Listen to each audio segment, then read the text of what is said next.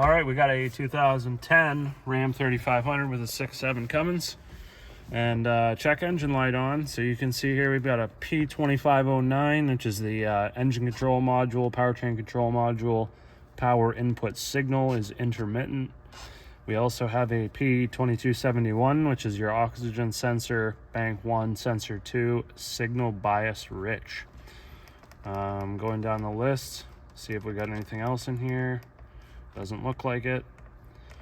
Yeah, so it looks like maybe we got some sort of maybe the power wire for the PCM could be loose or have some corrosion. I know on the older style Rams, they were really bad for that. It was, for some reason, always the power wire, and it would break right in the loom that runs behind the engine on the firewall. So could be something like that. Could also be something to do with the TIPM.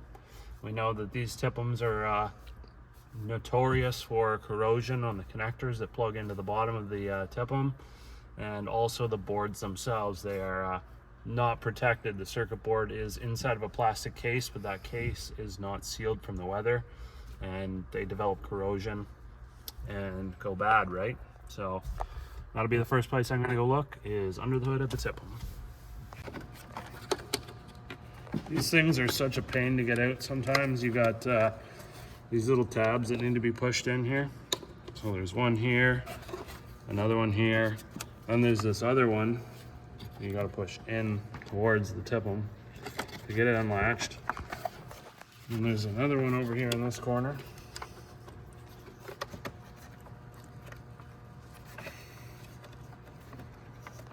All right, so this is connector C5, which houses the power wire for this 6.7 PCM, and it is supposedly pin 40, which is a big yellow and red wire there.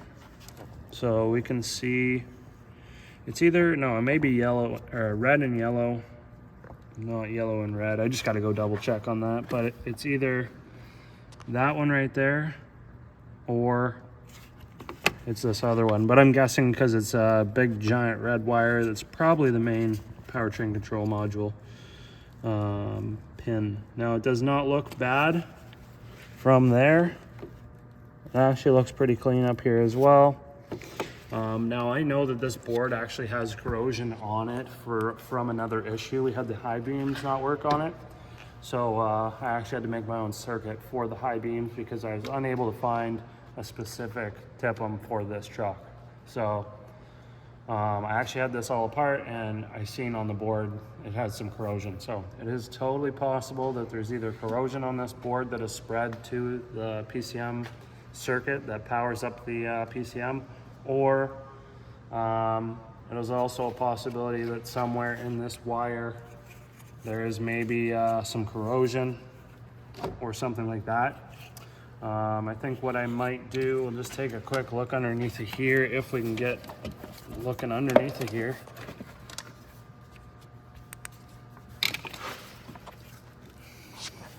Yeah, it doesn't look too bad from what I can see. Yeah, without actually taking this thing out,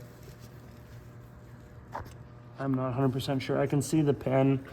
It doesn't look, it looks pretty clean, but like I say, could be on the board itself. Most of the time it is. So I think I'm just gonna put some contact enhancer on this right now. And what I need to do is get it up on the lift and take the connector off of the PCM and actually load test that wire just to ensure that the wire is good.